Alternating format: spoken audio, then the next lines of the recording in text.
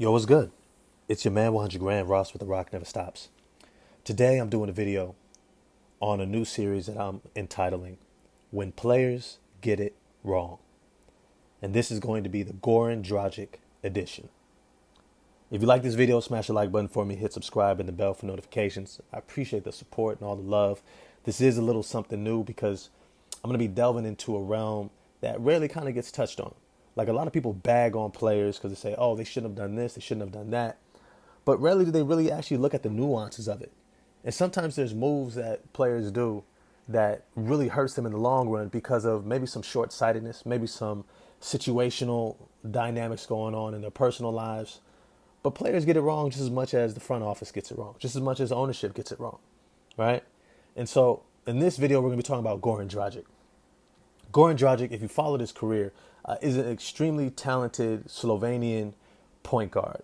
I mean, extremely talented. He's somebody that he's almost near, like he's probably like on my really like fourth team all injury list. Like if he doesn't have an injury played career, if he doesn't have these knee injuries throughout his career, he probably ends up doing far better. Like he's far closer to a scoring version of Steve Nash than you would actually think, right? At 6'5", lefty, can finish with both hands, scores at all three levels, is a sniper, can play on the ball, off the ball, has really good floor vision. He was never like the 9 to 10 assist guy, but definitely a 6 to 8 assist guy.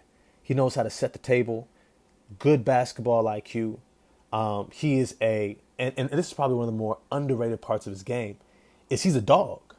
He is in the trenches when everything is going down and you need to turn to somebody and say, get me a bucket. That's Goran Dragic.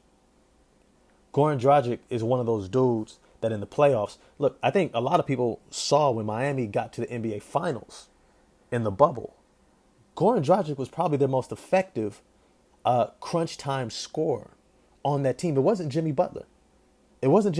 Jimmy couldn't shoot threes, which made him a little bit more predictable and one-dimensional. Once they were to put LeBron on him in the finals, it just really hampered him big time because he didn't have that three-level scoring. But Goran Dragic, before he went down in that playoff series, he was somebody who could get to where he wanted. He could get to his spots at will. He could manipulate in the pick and roll. He's able to get to the rim effectively and consistently. He can get to his finishing with his left hand, his right hand. He had a pull-up game, floater, little bank shots from the wing.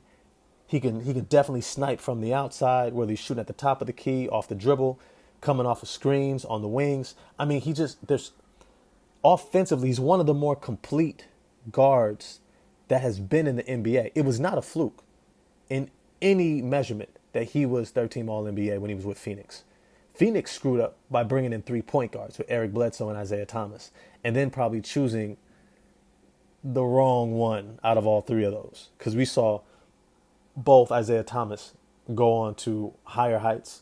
Right? Isaiah Thomas, he has that great playoff run. He's averaging close to 30 points a game.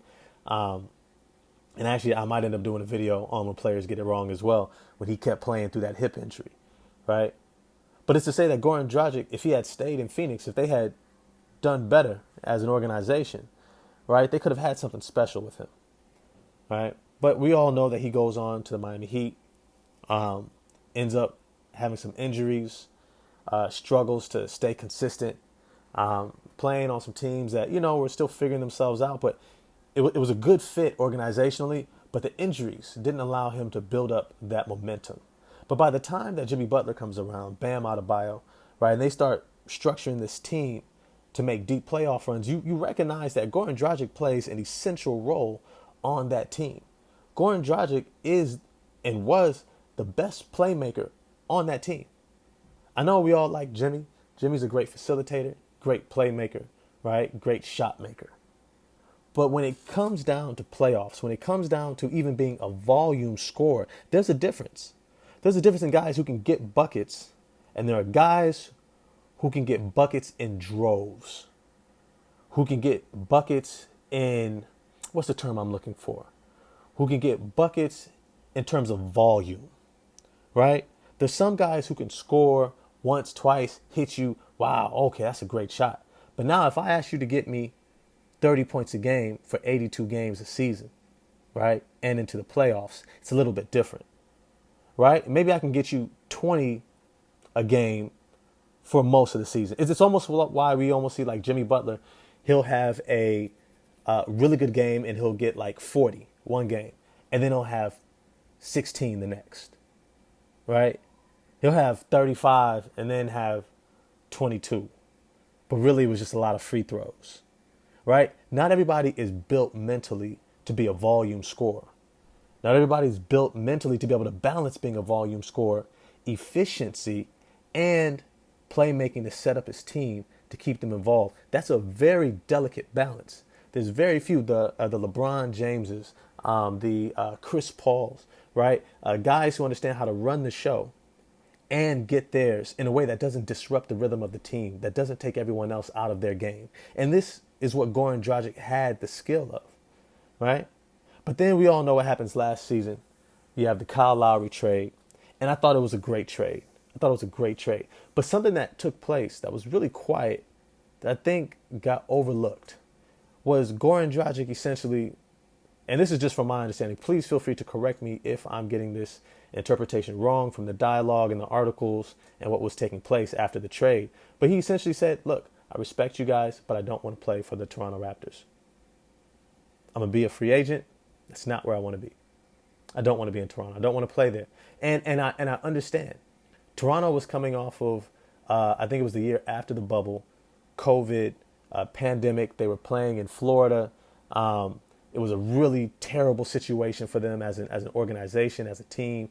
They grinded it out. Guys were out all year. Pascal Siakam, Fred, everybody, right? They ended up tanking out. You know, they lucked out and got Scotty Barnes. I don't think anybody knew he was going to be as good as what he turned out to be. I mean, Masai probably did, right? Probably had an idea. Scotty probably did. But I don't think Dragic did, right? It's similar to almost like when Tracy McGrady wanted out of Orlando when they grabbed Dwight Howard instead of Emeka Okafor. Right, he didn't know how good Dwight was going to be. If he had, he probably would have stayed in Orlando and been like, "Yo, I could team up with Dwight Howard instead of an aging Yao Ming." And Yao was great, but he was already in Florida. And remember, Tracy was from Florida, so he was at home, right? But you know, such is life. It is what it is. But as I say, in this situation, Goran Dragic saying he didn't want to play for the Toronto Raptors, right? It hurt on both ends. On the Toronto Raptors side, they needed a veteran playmaking guard. Remember, Kyle Lowry and Fred VanVleet have played side by side for the past few seasons, right? The past 2-3 seasons, they were playing together, right? Both two dog guards who can play on the ball, off the ball, shoot the ball, play, make, facilitate, defend, switch, doing all these different things, right? Two floor generals together. And Fred was going to have his first year of like, yo, you're the man now. You're the one we're going to look to, right?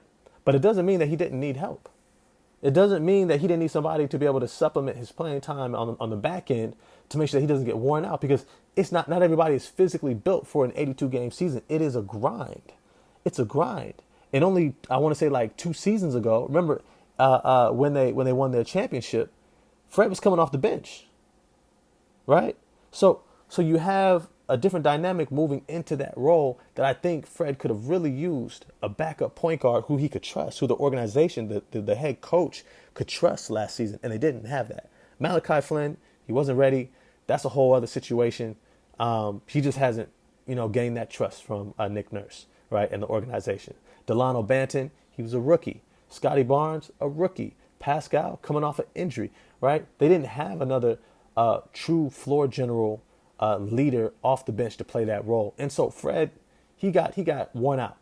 Ended up with, what they generally call like overuse injuries, right? Where, the different muscle groups are using constantly for the same moves repetitively over and over. They're not getting enough rest and they end up straining. They end up pulling. They end up tugging. They end up becoming sore, right?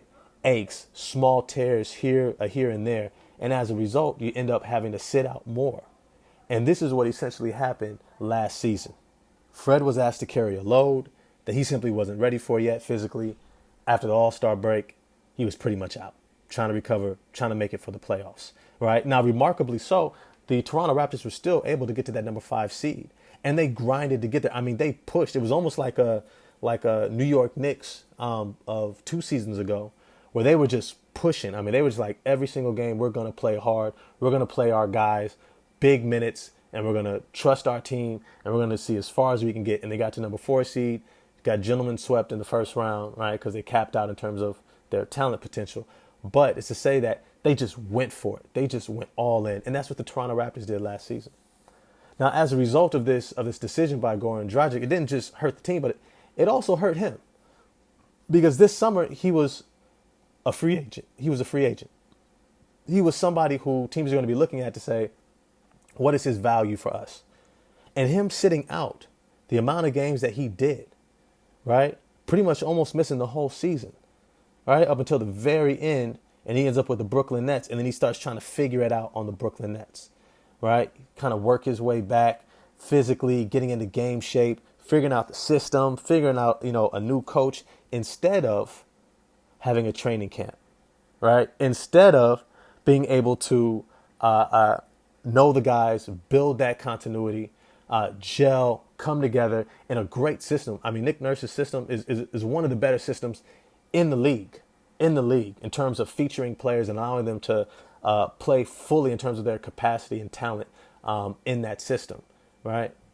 And so as a result, him trying to figure that out at 35 years old, right? It was tough for him. And by the time that Kyrie's coming back, you still got this like gluttony of guards there with Seth Curry, Patty Mills. You got Joe Harris was out, but you had Kyrie coming back. Like I said, you had David Duke Jr. You had the young guys, Cam Thomas, right? You had all these guards there. And it's like, yo, what is his role? How is he going to fit, right? All these huge question marks. Instead of being in a veteran team situation that knew exactly what they were needing from him, that he could have worked out all those kinks early in the year. And imagine Fred VanVleet, instead of being top 5 in the league in terms of minutes played per game, right? Being able to drop down and be somewhere around 20, right? 25, 30, right? Instead of playing 38 minutes, he's playing 33, right? Just that difference alone, right, pays dividends towards the back end of the season, right? Pascal not having to play point guard because Fred is out, right, would have shaved down his minutes, right? That maybe would have mitigated some of the injuries that happened with OG having to play other positions in order to fill in the void that was left.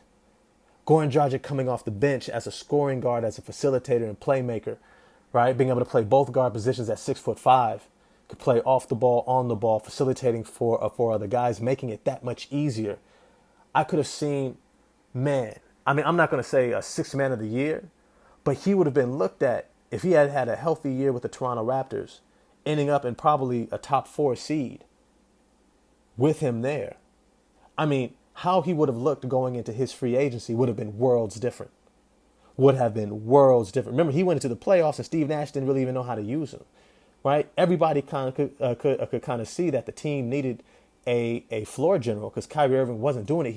They needed him to score too much because of that defense that Boston was throwing at him, and they needed somebody to kind of run the show and facilitate. But Steve Nash couldn't figure it out, ended up looking sloppy. Dragic did the best he could. And by the time it was all said and done, too many offensive players, not enough defense, and they got swept in the first round.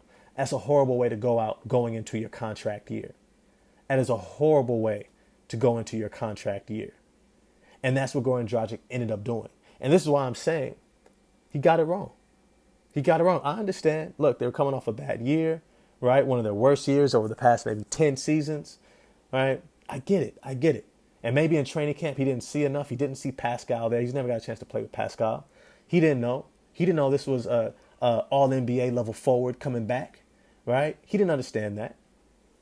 But it's to say that had he remained and saw it through and put himself in a nice, stable situation with a stable coach, not a brand new coach, not a first-year coach, but a championship coach, right? Championship organization, one of the best ran organizations, right? Top down, continuity, guys understanding their roles, being ready to step in.